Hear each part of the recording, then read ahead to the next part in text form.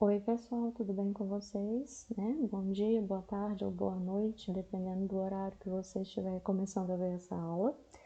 Hoje nós vamos continuar, então, com o exame físico da cabeça e do pescoço, né? Semana passada a gente viu as técnicas básicas, que são a inspeção, a palpação, a percussão e a ausculta. E aqui agora a gente vai começar, então, o exame físico em si. Lembrando que a gente vai começar aqui pela parte primeiro da cabeça e do pescoço do paciente e que essa parte, principalmente da área da cabeça, ela é um pouco mais demorada. E como eu falei para vocês na semana passada, nós vamos começar a estudar o exame físico e eu vou falando para vocês o que é normal, o que é esperado e o que a gente pode encontrar de alterações.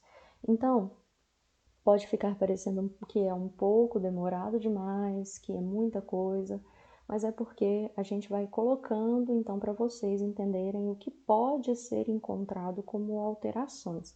Não significa que todo paciente vai apresentar o que a gente vai expor aqui, tá bom? Então, vamos lá. Primeiro, falando da cabeça do paciente em si, primeira coisa que nós fazemos é a inspeção da área da cabeça do paciente.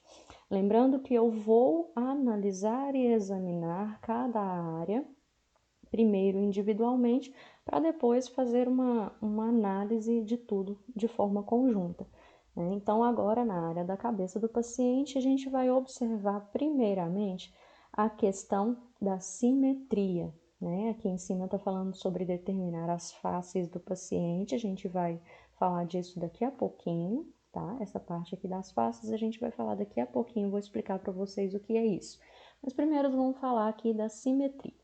Simetria quer dizer que eu tenho duas áreas ou dois locais, dois lados que são iguais. Isso é simetria. Então, quer dizer que eu vou observar primeiro o rosto do meu paciente e vou dizer se ele é simétrico ou assimétrico. Quando eu digo que ele é simétrico, quer dizer que as estruturas dos dois lados, ou a parte onde eu estou observando, isso quer dizer que são iguais. Quando eu digo que é assimétrico, é o mesmo que eu colocar um A aqui, aí a palavra fica com dois S, assimétrico, quer dizer que não são iguais as duas áreas em que eu estou observando, tá bom? Para poder determinar a simetria de um rosto, primeiro eu faço como se fosse uma linha imaginária, no sentido vertical. Eu traço uma linha imaginária passando pela ponta do nariz do meu paciente e aqui pelo centro dos olhos. Em um rosto simétrico, o que tem que acontecer? Essa linha, ela tem que passar exatamente entre os olhos, na ponta do nariz e entre os lábios do meu paciente. É como se fizesse uma divisão do rosto do meu paciente em dois. Para me dizer que esse rosto ele é simétrico, essas estruturas têm que estar mais ou menos na mesma posição. Os olhos têm que estar na mesma posição, as narinas, em cada lado também devem estar na mesma posição, os lábios também. Geralmente, nós vamos encontrar em vários pacientes algumas diferenças na lateral do rosto, porque nós sabemos que nem 100% das pessoas têm um rosto totalmente simétrico, isso é impossível. Mas essas pequenas diferenças, que são mínimas quando nós olhamos o rosto com essa divisão simétrica na linha vertical, não são tão importantes. O que eu preciso observar aqui? Grandes diferenças nessas posições das estruturas, tá bom? Justamente porque essas grandes diferenças vão dizer para mim se aquele paciente sofreu, por exemplo, uma sequela de um AVE, de um acidente vascular encefálico, se aquele paciente teve perda de alguma estrutura no seu rosto, ou se ele está, por exemplo, com alguma alteração que possa ser importante para o meu exame físico. E aí, essa simetria é o que vai me dizer. Então, pequenas diferenças, como por exemplo, a bochecha um pouco maior do que a outra, o queixo um pouco disforme, essas pequenas diferenças não são tão importantes. O que são importantes são diferenças maiores. Aqui na região dos olhos, na linha já horizontal, que é a segunda linha que eu traço, eu também vou observar principalmente a posição dos olhos e a posição das orelhas, né? Lembrando que o normal é que o meu paciente apresente sempre os olhos em posição paralela às orelhas, geralmente na metade ou até mesmo mais um pouquinho aqui para baixo. O que não pode acontecer? Os olhos estarem muito acima, né, em uma região, por exemplo, aqui, muito acima, né, das orelhas, ou muito abaixo delas também, que pode acontecer, vocês podem acabar vendo algum caso assim. O que isso me indica? Isso me indica, por exemplo, possíveis síndromes, né? A síndrome de Down, por exemplo, os olhos são sempre acima das orelhas, as orelhas são de baixa implantação. Então, por isso é importante observar na linha horizontal, que é essa linha que eu traço aqui na região dos olhos, para me ver se os olhos do meu paciente estão paralelos, né, na mesma linha, no mesmo alinhamento que as orelhas do meu paciente, tá bom? Pessoal, dessa vez eu trouxe para vocês algumas perguntinhas, tá? Para vocês irem exercitando. Então, eu não vou dar resposta aqui, porque é para vocês tentarem observar, tá bom? Vou fazer esse aqui primeiro com vocês, para vocês verem como que é, e aí então a gente faz o restante. Bom, primeiro a gente vai fazer aqui então uma análise da linha horizontal desse paciente.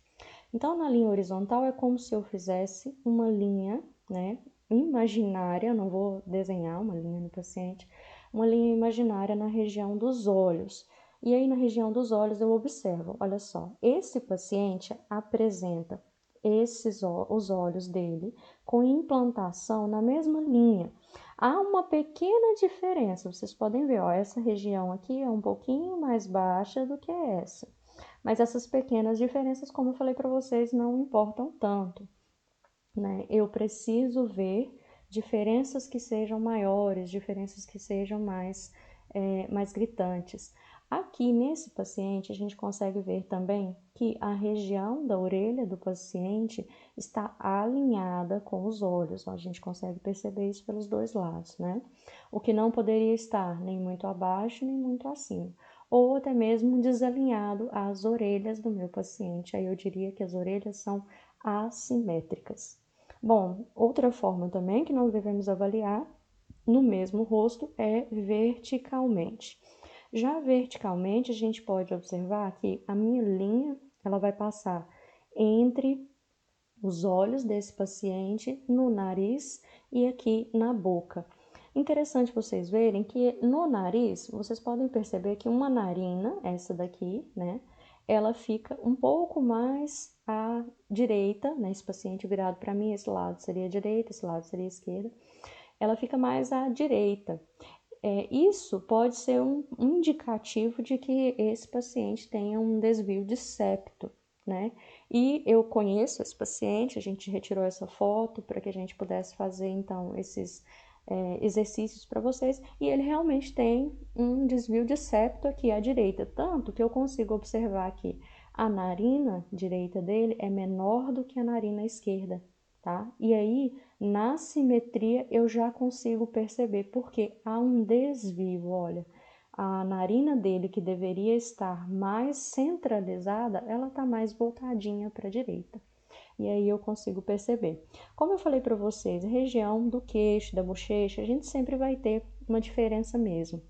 Vocês podem perceber que essa bochecha desse paciente aqui, essa parte do queixo, ela é um pouco menor do que esse lado de cá. Mas não é também, como eu disse para vocês, uma alteração tão importante. O que é de alteração importante aqui para mim? É essa parte da narina aqui que está, né, de forma mais voltada para a direita. Então, como que eu iria descrever isso aqui? Eu vou dizer que o paciente apresenta simetria na região horizontal do rosto, né? E aí eu posso dizer que os olhos estão paralelos às orelhas, apresentando simetria. Na região vertical, em análise vertical, esse paciente apresenta simetria dos dois lados das faces, né? E ele apresenta um desvio à direita na região do nariz. Então, dessa forma, eu vou dizer que esse paciente, de um modo geral, apresenta um rosto simétrico, né? Apenas com a ressalva de que o nariz deste paciente é assimétrico à direita, tá bom? Então, é dessa forma que eu vou descrever. Desse mesmo jeito, vocês vão fazer esse exercício aqui, tá bom? Então, vocês aí vão parar depois do vídeo e vão responder aí para mim com relação à simetria horizontal e vertical do rosto deste paciente, o que ele apresenta, o que você consegue analisar, tá bom? Para ajudar vocês, ó, aqui estão as linhas, né, para que vocês possam então fazer aí a análise de vocês, tá bom? Lembrando que esse paciente aí, nesse caso, ele não está com o rosto virado, né? Esse paciente aí foi uma vítima de um AVE, né? Um acidente vascular encefálico, então ele tem algumas sequelas. Mas o que eu quero que vocês observem é a posição e como está a relação dos olhos, nariz, boca, a face desse paciente de uma forma geral, tá bom? A descrição não precisa ser muito grande, vocês podem responder de forma breve, mas que seja sucinto e que seja direto, tá bom? Façam aí essa questão, respondam para mim e aí vocês me enviam lá no Google, tá bom? Vamos continuar. Bom, então, uma vez que eu observo a simetria do rosto do meu paciente, eu vou dizer qual é a expressão facial que esse paciente está apresentando. Lembrando que a expressão facial, ela pode me dizer várias coisas. Eu posso estar dizendo com relação ao humor, né? Com relação se o meu paciente se apresenta calmo, se ele se apresenta tranquilo, se ele se apresenta nervoso, angustiado, tenso, tudo isso eu consigo observar no rosto do paciente. Agora, as faces, né? Essa palavrinha aqui, como eu disse lá no primeiro slide, faces é a forma como eu leio. Faces se relaciona aos dois lados do rosto do meu paciente, né? Como nós vemos na simetria, o rosto pode ser dividido em dois lados, direito e esquerdo. As faces é essa junção do rosto com os dois lados. E as faces, além de demonstrar uma expressão facial, demonstrar um sentimento, as faces, elas vão me dizer qual é o aspecto geral desse meu paciente. E a gente tem algumas que são faces, que nós chamamos de faces patológicas, tá? Essas faces patológicas, elas vão representar para mim que aquele paciente ele provavelmente tem alguma doença base, ele vai ter algum tipo de patologia que vai causar nele uma expressão, uma forma de apresentar o próprio rosto que ele não pode mudar. Então, são características que vão se manifestar no rosto do meu paciente de forma que ele não consegue mudar. E eu consigo observar e já perceber que aquele paciente tem uma face patológica, tá? A face normal é a que todos nós apresentamos no dia a dia se não tiver nenhuma dessas doenças bases. Então, é aquele rosto comum que nós conseguimos observar. Agora, as faces patológicas, né, são as faces que vão apresentar algum tipo de patologia. A primeira delas é a face parkinsoniana, que é essa que vocês conseguem ver aqui, este paciente aqui. Faces parkinsoniana, ela vai me dizer que aquele paciente é um portador de Parkinson, né? Então, todas as vezes que eu ver um rosto dessa forma, eu posso então dizer que ele é um portador de Parkinson, né? Eu posso suspeitar disso. Mas o que tem aqui que vai me dizer que esse paciente é um portador de Parkinson, né? E uma vez que olhando para esse rosto, ele parece ser um rosto normal. Aqui nós temos algumas características. Vocês conseguem ver que os lábios desses pacientes estão cerrados. Nessa região aqui, ó, a gente consegue perceber que aqui há um trincamento dos lábios, né? Isso porque o portador de Parkinson, ele vai ter essa região da musculatura muito muito tensa. Então, os lábios do paciente vão estar sempre cerrados, né? Eles não são muito móveis. Então, uma coisa que vai me dizer que sim, aqui eu estou vendo, aqui no meu paciente, de frente para ele, eu estou vendo uma face parkinsoniana, é aquele paciente que quando ele fala, ele não consegue mover muito os lábios, né? Boca do paciente, ela vai ficar sempre mais parada, ele vai falar com um pouco de dificuldade. Os olhos do meu paciente, aqui nesse caso, também vão dizer para mim que esse paciente pode ser um portador de Parkinson. Por quê? Porque os olhos vão estar sempre mais abertos, né? E esses olhos também não vão ser muito expressivos. Então, algo que marca muito a face parkinsoniana é ela ser mais imóvel. O paciente não consegue expressar muita emoção, o paciente não consegue expressar, ter muitas expressões com o rosto, justamente por causa dessa contratura da musculatura, né? E o principal é que eu consigo ver mesmo é na região da boca, que vai estar sempre semicerrada. E ele vai falar com poucos movimentos da boca. Já aqui embaixo, a gente tem a face basedoviana, esse W aqui eu leio como se fosse um V. Essa face basedoviana, ela é muito comum em pacientes que são portadores de hipertireoidismo, né? A produção exagerada das glândulas da tireoide. E aí esse paciente, ele vai ter características no seu rosto que vão me dizer que ele é um paciente com hipertireoidismo. E aí o que vai acontecer aqui, o principal que eu consigo observar são os olhos do meu paciente, né? O olhar. Geralmente esses pacientes vão ter um olhar fixo, os olhos vão ser mais salientes, como vocês conseguem ver aqui nessa foto, né? Os olhos mais saltados para fora e vão ser bem brilhantes, né? Isso é típico de pacientes que têm hipertireoidismo, né? O hormônio da tireoide vai estar em alta e isso faz com que o paciente tenha esses olhos dessa forma aqui, tá? Outra coisa que me perguntam sempre é se essas faces, se elas são permanentes ou se elas são transitórias, se ela vem e vai. Em alguns casos, elas são permanentes, como por exemplo no caso da face parkinsoniana. Na face basedoviana, geralmente o paciente vai apresentá-la por um bom tempo e alguns permanecem com essa características dos olhos, né, durante a vida toda. Mas alguns, quando já estão no início da doença e que há um tratamento, alguns podem ter regressão, tá? Então as faces elas podem ser tanto permanentes quanto transitórias. Aqui nós temos as faces renais, né? O paciente, essa daqui é bastante transitória. Paciente com problemas renais, síndromes nefróticas, eles não vão ter essa aparência a vida inteira, tá? Então, a faces renais, que é essa daqui que vocês estão vendo, ela é caracterizada justamente pelo edema na região dos olhos, que a gente chama de edema periorbital, e nós vamos ter uma palidez também bastante clara, né? Então toda a pele do paciente vai estar clara, vai estar bem pálida, esbranquiçada. E aí esse paciente vai demonstrar região da bochecha bem edemaciada, inchada, e os lábios também podem estar edemaciados. Então a gente vai ter um edema, né, na região periorbital e também na região perioral, ao redor da boca.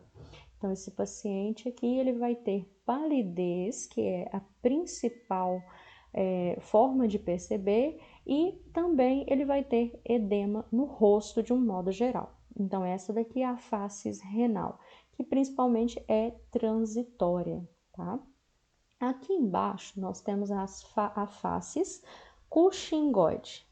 Faces Cushingoide quer dizer que esse paciente está em uso de corticoides, né? Em uso de medicamentos que são à base de hormônios. E isso vai fazer com que esse paciente tenha alterações bem visíveis na face. Primeira delas é que ele vai ter um aspecto de face arredondada. Vocês podem ver essa região da bochecha, né? Que faz aqui então um arredondamento. E aí esse paciente vai ter essa característica de rosto, né? Como se fosse o rosto em bolinha, né? o que a gente, quando era criança, costumava chamar de cara de bolacha, né? Essa forma vai deixar o paciente com a região das bochechas e perto do queixo de forma bem arredondada, tá? Não é um edema, é um aumento mesmo ali da região. A face desse paciente vai ser avermelhada, então a pele vai ter uma característica mais vermelha e geralmente o paciente vai ter aumento de pelos na face e presença de acne, né? Presença de espinhas. Então a face escorxingoide, ela é de pacientes que estão em uso de corticosteroide, né? Que são medicamentos à base de hormônio, e esses pacientes vão ter então um rosto mais arredondado, né? As bochechas bem mais arredondadas junto com o queixo, presença de pelos, um rosto mais avermelhado e a presença de acne também. Bom, continuando, né? Agora a gente vai ver aqui a face mixedematosa. Ela é comum em pacientes que estão em tratamento ou são portadores de hipotireoidismo, né? O hipertireoidismo é o aumento da produção da glândula, né, da tireoide. Aqui já é o contrário. Hipo, como eu falei para vocês semana passada, significa baixa, né? Então quer dizer que aqui nesse caso o paciente tem baixa produção das glândulas da tireoide. Neste caso, que é esse daqui, né, o paciente vai apresentar um rosto mais arredondado, mas não é tanto quanto na face basedoviana, né? Esse rosto arredondado ele vai ser de uma forma geral, não só na região das bochechas. Ele vai ter um nariz e os lábios com aparência grossa, tá? Vocês podem perceber aqui que os lábios dessa paciente, principalmente a parte de cima, são mais ressaltados. Vai dar a ideia de que está grosso, de que está fora do normal. Esse paciente também vai apresentar cabelos fracos e sem brilho, tá? Os cabelos vão dar a aparência de quebradiço, de ralo, de seco. Isso por causa da baixa produção do hormônio da tireoide. Então é fácil de perceber no sentido de que eu vou ver um rosto sempre mais arredondado e a principal característica é com relação aos narizes, o nariz e os lábios, que vão dar essa impressão de que são mais grossos, e os cabelos também, que são fracos, sem brilho, né? Aquela sensação de seco. A gente vai ter também a face leonina, né, que são em pacientes portadores de hanseníase. Hoje em dia a gente quase não vê mais, mas em alguns casos, pacientes mais idosos podem apresentar essas faces. Nesse caso aqui, o que a gente vai observar? A gente vai observar a presença de uma pele grossa em todo o rosto, né? Como vocês conseguem ver aqui, dá aquela sensação de que a pele é mais grossa, né? Como diziam as pessoas mais antigas, o couro é grosso, dá aquela sensação. O nariz vai ser sempre mais alargado, vocês podem ver aqui, ó, né? Não é característica genética, é a doença que deixa o paciente com essa característica do nariz mais achatado e alargado. Os lábios do paciente vão ser grossos, né? Aqui na face mixedematosa, os lábios também vão ser mais grossos, mas olha só, há uma diferença bem visível, né? Entre esse e esse daqui. Aqui na face leonina, dos portadores de hanseníase, essa espessura dos lábios ela vai ser muito mais visível e fácil de perceber, tá? Os lábios também vão ser mais proeminentes, as voltinhas, né? Você vai conseguir perceber que ele vai ser mais saltado. As bochechas e o mento, tá, pessoal? É a mesma coisa que queixo, é o nome correto. Então, o mento é o queixo. Então, aqui as bochechas e o queixo do paciente, né? As bochechas e o mento vão ser nodulares. O que é isso? Vai ter presença de nódulos, que vocês conseguem ver, tá vendo? Essas ranhuras na pele, né? Essa sensação de que a pele não é lisinha. Isso aqui, então, é uma bochecha e um mento nodular. Então, vamos para o próximo agora. A gente vai ter também a face acromegálica, que é a última das faces que são patológicas. O que acontece na face acromegálica, né? São pacientes portadores de acromegalia. O que são a acromegalia? A acromegalia, ela é uma doença que vai fazer com que o paciente tenha um crescimento além do normal. Esses pacientes vão ter, por exemplo, um rosto muito grande, muito alongado, todas as estruturas, de uma forma geral, do corpo inteiro desse paciente vai ser aumentado. E aí, por exemplo, as mãos vão ser muito grandes, os pés, o tronco, né? E aí, principalmente a região da cabeça, como nós estamos falando aqui de exame físico da cabeça, a gente vai conseguir observar as proeminências ósseas aumentadas no crânio desse paciente. Geralmente a gente consegue perceber aqui, ó, pelo mento, né, que é o queixo, pelo nariz do paciente, sempre também aumentado, e pela região aqui do crânio do paciente, né?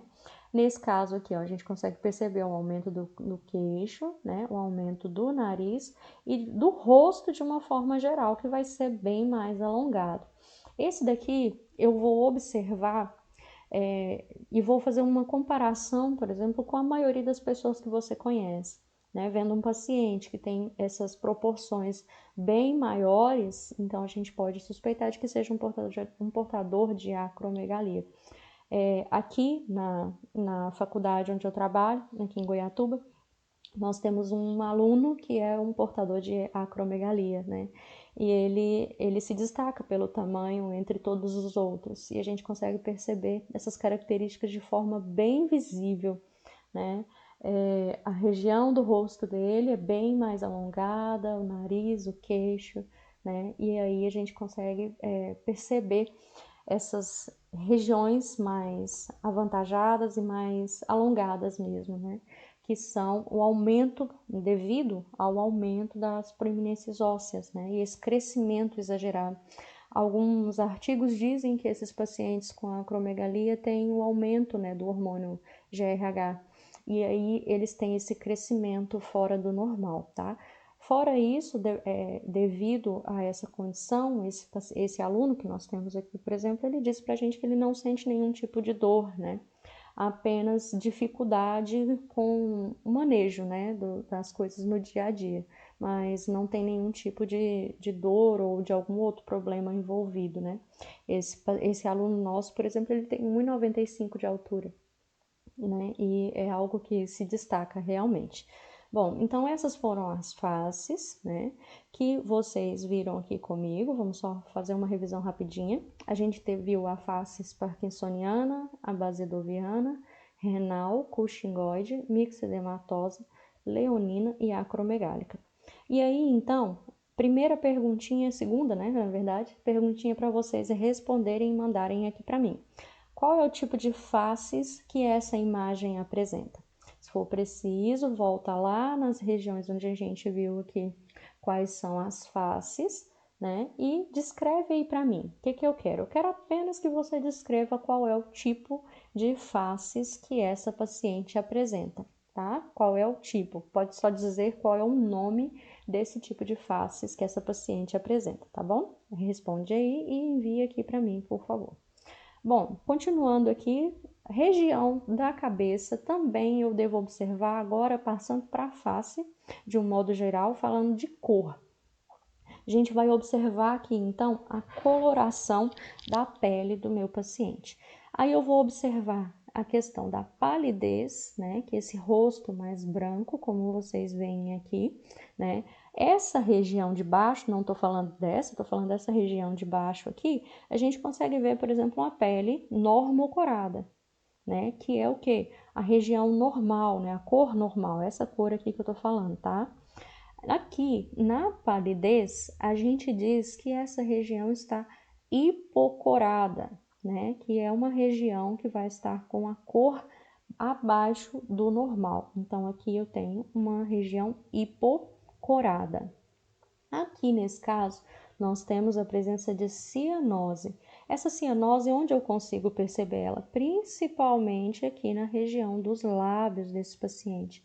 Cianose é aquela região em que eu vou dizer que ela está com a coloração arroxeada, geralmente pela falta de oxigenação no local, né?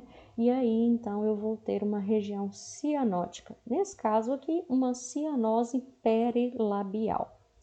Nesse caso de cá, eu já tenho uma icterícia, né? E essa icterícia eu vou observar pela cor da pele. Vocês podem ver que o tom dessa cor de pele aqui está um pouco mais amarelado. E aqui os olhos do meu paciente, aqui é o que eu vou observar com mais detalhamento dessa área amarelada. Então, a icterícia, ela vai se manifestar na pele, mas o principal onde eu consigo perceber bem é na região dos olhos, né? Aqui na parte da esclerótica, que é essa parte branquinha. Ela vai estar bem mais amarelada. Então, isso caracteriza para mim uma icterícia. Já uma região hipercorada, né? Que é essa região aqui que está avermelhada. Vocês podem ver como eu comparei com a palidez, né? A parte aqui de baixo desse rosto, né, esse queixo aqui, perdão, esse pescoço aqui, por exemplo, tem uma região que eu digo que ela está normocorada, né? Essa normocorada, como eu expliquei semana passada para vocês, normocorada quer dizer que a cor da pele aqui, ela está normal. E já aqui em cima eu tenho uma região hipercorada, né, com uma cor mais avermelhada, uma cor mais acentuada. Então, eu vou ter o normocorado, que é a cor normal da pele do meu paciente, vou ter o hipercorado, quando ela está mais avermelhada, o hipocorado, que é quando ela está pálida, apresenta palidez, cianose, quando apresenta uma área arroxeada, e a icterícia, quando apresenta uma área amarelada. Bom, além disso, eu vou observar, além da cor, no rosto do meu paciente, de um modo geral, eu vou observar se tem algum tipo de mancha. E aí, por exemplo, sardas, né? Eu posso até marcar lá no meu checklist que esse paciente apresenta sardas, mas são condições que não têm muita importância clínica. Algumas manchas localizadas eu devo colocar, e aí eu vou observar e vou perguntar para esse paciente, por exemplo, né, qual é a origem daquela mancha, isso se for algo maior, né, que seja importante. Mas aí nós temos algumas manchas que podem ser representativas, né, de condições patológicas ou de condições transitórias, como por exemplo aqui no caso, né, do eritema malar, né, eritema malar, que também é conhecido como sinal de asa da borboleta, que é esse sinal vermelho aqui. Geralmente, ele é encontrado em pacientes que têm lúpus, né? Aquela doença autoimune. E aí, o lúpus vai fazer com que o paciente tenha essa demonstração dessa área avermelhada em sinal, como se fosse mesmo uma asa de borboleta, aqui no rosto, né? Às vezes não ultrapassa a região aqui do nariz, mas aí essa região da bochecha vocês conseguem perceber que ela está avermelhada, né? Está hipercorada. E aí, nesse caso, vocês podem investigar, porque provavelmente esse paciente pode ter lúpus, né? E aí eu devo anotar. Outra coisa também, mas esse aqui no caso é transitório para algumas, né, e permanente para outras, é a melasma. Como vocês podem perceber aqui no rosto dessa paciente, né, que é essas manchas escuras, né, aqui no rosto. O que acontece nesse caso, no melasma, ele é gravídico na maioria das vezes, né? Paciente que está grávida e devido ao aumento do hormônio de um modo geral no corpo, quando ele se acumula bastante, né, na região da pele, aumenta a pigmentação da pele, e esse paciente é exposto ao sol, geralmente dá essas manchas que a gente chama de melasma. Não é só na testa, eu posso observar um melasma nas bochechas, no queixo, né, sobre o nariz, e isso vai indicar para mim que essa paciente teve, então, essa alteração na pele. Melasma é importante colocar porque é uma alteração. Advinda de quê? Advinda lá dos hormônios da gravidez, né, e da exposição da pele ao sol durante esse período. Bom, falando aqui um pouquinho de crânio agora, né, cabeça de uma forma geral. A gente deve observar o formato e o tamanho do crânio do meu paciente. E aí aqui eu tenho, por exemplo, um crânio normal. Essas condições que eu vou mostrar aqui agora para vocês, né, são condições em que eu vou ter, a maioria delas em crianças, eu vou conseguir observar isso aqui em crianças. Mas quando a criança cresce, e vira adulto, ela mantém esse formato da cabeça, né? Ela vai manter essas condições aqui. Então, eu vou observar nos adultos também. O normal é a região posterior da cabeça arredondada, né? E ambos os lados vão ser simétricos. Aí eu vou ter algumas condições. Primeira delas, plagiocefalia, né? Que eu vou ter a impressão de que um dos lados da cabeça é maior do que o outro. Aqui tá meio de ladinho, mas eu trouxe uma foto para vocês verem. Olha só, com relação a essa daqui, que é o meu normal, o meu parâmetro de comparação, as orelhas aqui estão mais baixas, né? Isso porque vocês vão ver que nessa condição a cabeça de um lado é maior do que o outro. Já aqui na braquicefalia, né, eu tenho a impressão, visto de frente, de que a cabeça ela é curta nessa posição. A parte de trás vai ser achatada, bem retinha, como vocês conseguem ver aqui, né? E eu vou ter um aumento dessa parte, como se a cabeça fizesse um cone, né? Como se fizesse uma conização da parte de trás para frente, da posterior para anterior. Aqui, então, nesse caso, eu tenho a escafocefalia, que é a região posterior da cabeça mais ressaltada, né?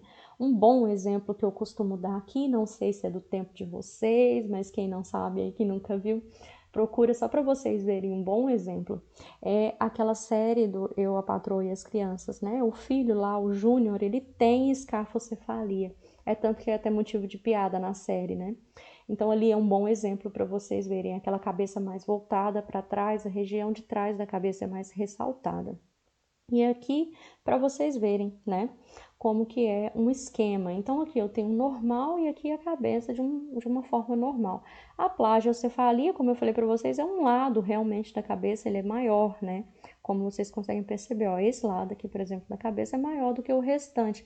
Isso aqui não é um crânio simétrico, né?